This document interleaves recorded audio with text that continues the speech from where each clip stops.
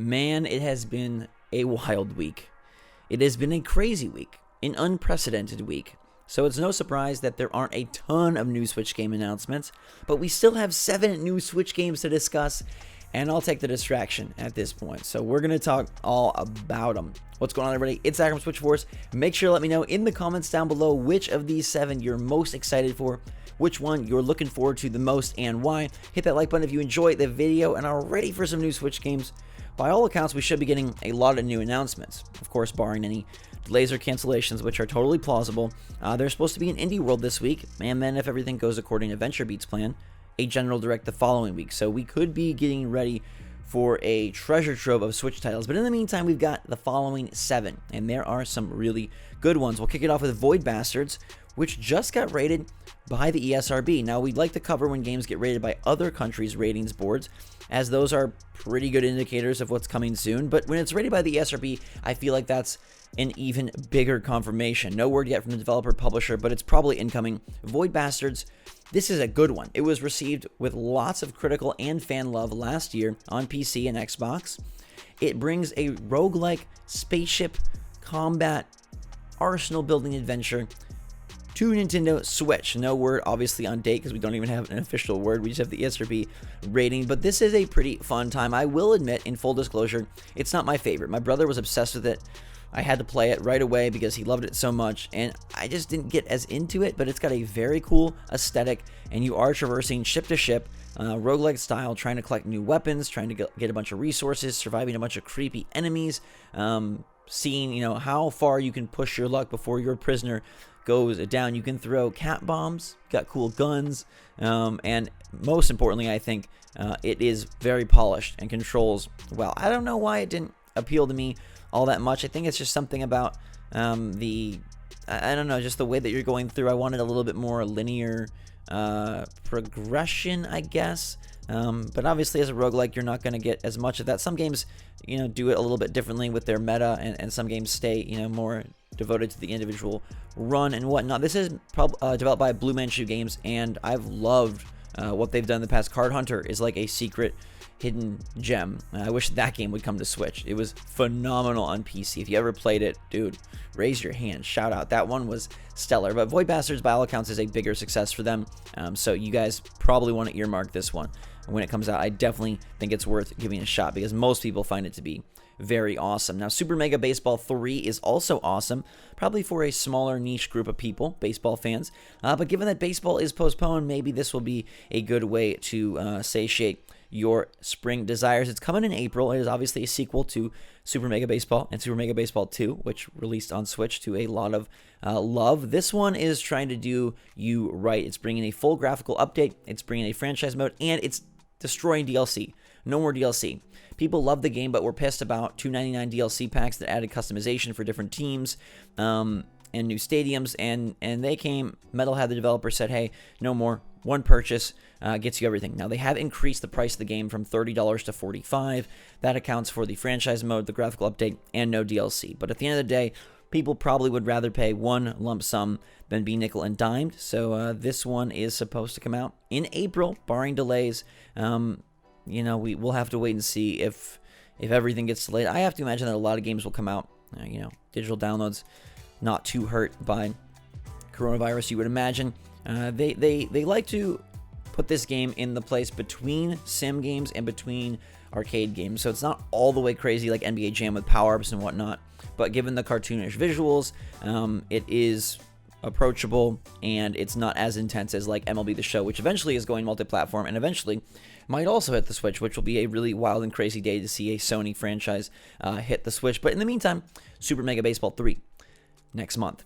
Five Nights at Freddy's Help Wanted is moving the creepy marionettes, or animatronics rather, back to the platform. We'll get marionettes a little later, don't worry. But in the meantime, animatronics, it's coming in the next couple of months. They won't commit to a date given all of the coronavirus chaos, but this is, it came out in 2019 for PC, PS4, and PSVR.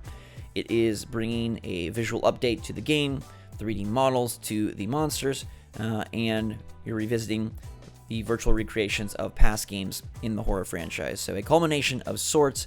If you like this sort of thing, you do. If you don't, I don't know if this one's going to do anything for you, but it is bringing what at one time was like the hottest franchise in gaming to Switch for another go. I loved Murder by Numbers. I think that game is fantastic. If you haven't seen it, we played it on the channel in one of our 3 games 10-minute series.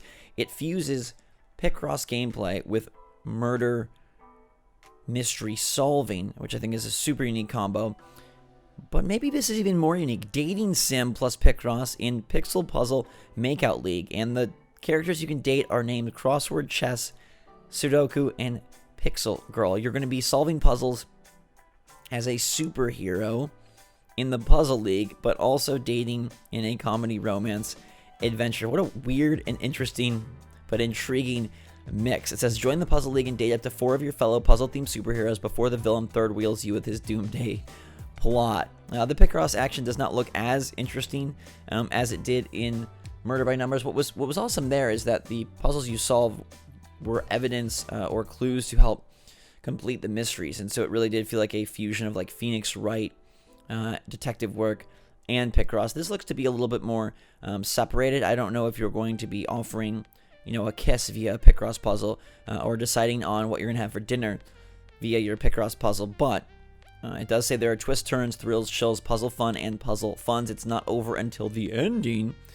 and you can date Crossword, Pixel Girl, Chess, Sudoku, and Picia, who is an alien from the puzzle planet who wants to get handsy with you, which, a little bit weird. Interesting trailer, interesting idea. I do like genre blending, especially when it's done in this strange way. No word on the quality of the game, but hey, it definitely looks intriguing. Blade Runner is coming back. They're bringing an enhanced edition of the 1997 adventure game to Switch. They've got no specific date. They say 2020. And it is updating the character models, animations, upscaled cutscenes, and it's using the Kex engine, which was used for Turok 2, Forsaken Remastered, System Shock Enhanced Edition. It is made, it's a proprietary game engine from Night Dive, and they like to use it on some of these older games to bring them into the modern era. Now, it's not going to be completely modernized again. You're taking a 1997 game and restoring it, not remaking it. So it's an enhanced edition, not a total redo like a Crash Insane Trilogy or Spyro Reignited. So keep that in mind. But if you are a fan of A, Blade Runner, or B, adventure games from that era, this could be up your alley. Now, I did say and promise that marionettes would be making their way to the video, and we have a Juggler's Tale coming to Nintendo Switch next year. I thought this was about juggling, and so instantly I was like, my goodness gracious. And you constantly be shaking the Joy-Con to juggle as you move, but instead you're a marionette. It is a 3D side-scrolling puzzle platformer where you're going to be controlled by the narrator via strings to the sky, which is an interesting concept. So I love things that really try to adjust the narrative perspective, or kind of like how Katana Zero tried to bring in a really meaningful storyline that had intense, you're going to therapy and you're also killing people with one-shot kill, very intense puzzle rooms, or Celeste, puzzle platforming plus really emotional storytelling focusing on mental health. This one may not have those kinds of themes, but it is doing something distinct by you being in control of the narrator per se, and your strings will limit you in the game world, so you won't be able to go underneath certain obstacles. You'll also be saved from falling down certain pits. It sounds interesting that your character is going to have a relationship with a narrator, and I'm interested to see how that plays out. It's a very pretty game, a very pretty world. It could be, very same old, and dime a dozen in terms of the puzzles and in terms of how it progresses, but at least the crux of the narrative is unique, and so if they are able to deliver, they've got pretty visuals, a cool concept, and maybe it'll be one to have fun with next year. Our final game of the day is called The Persistence, and this previously released on VR, but now coming to consoles, including Nintendo Switch this summer. It is a sci-fi horror roguelike, so it is randomizing your survival horror escapades through a very creepy looking environment. You're boarding a doomed deep space colony in the year 2521. The ship is overrun with horrific and murderous aberrations. So you'll have to fight your way through these randomized rooms. They claim it is a very innovative experience and one that I'm sure was a lot scarier in VR, but they do say that they have moved it to console, and they are heightening the tension somehow thanks to enhanced environments, post-processing effects, and new UI and controls. So, pretty interesting that they claim it's going to be more intense when it's not on your face. But maybe it could be something for you if you're into roguelikes, if you're into horror.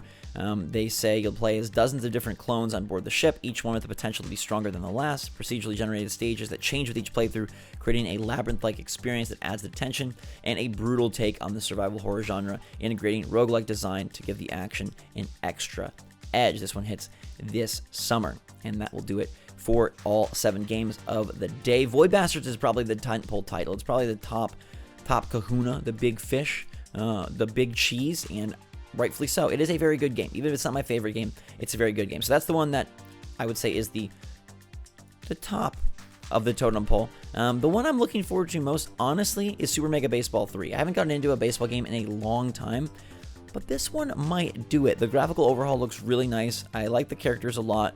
We are going to be starving for sports for a while now, it seems, and the fact that they have made the move, despite the price increase, to listen to fans, remove DLC, give you one big package, and try to provide extra features. I think that's a good on them. Good on Metalhead.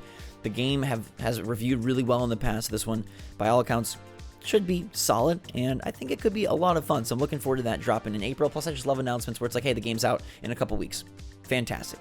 More thumbs up for that. And we've got hopefully an indie direct and a regular direct to look forward to, so this space is going to get crowded real quick. In the meantime, though, let me know which game you're most excited for in the comments down below. Have a fantastic week, everybody. Stay chill out there, stay safe, stay healthy, wash your hands, be good to yourself and others out there. I love you a lot. See you on the next video. Until then, SwitchForce out.